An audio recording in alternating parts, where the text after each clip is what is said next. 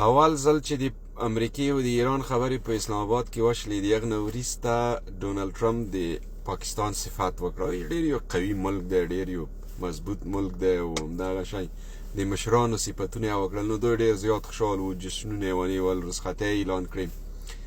نو خو زه پیدا یم چې دوه دقیقه بیا یې ورته لاس دنې پاکوي، د سپاک غوندې مو استعمالوي.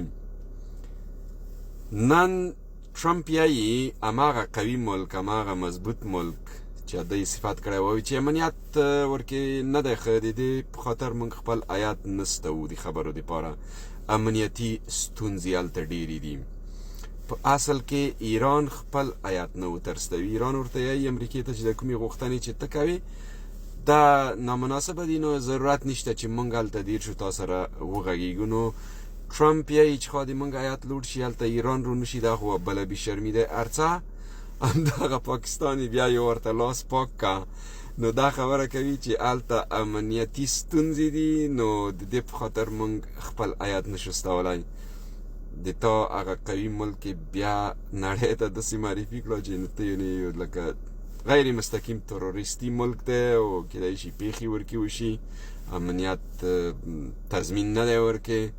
نو دې په خاطر په انټرنیشنل سټیج کې بیا یو ورته ته سپک کړې او ډېر بد معرفي کړې.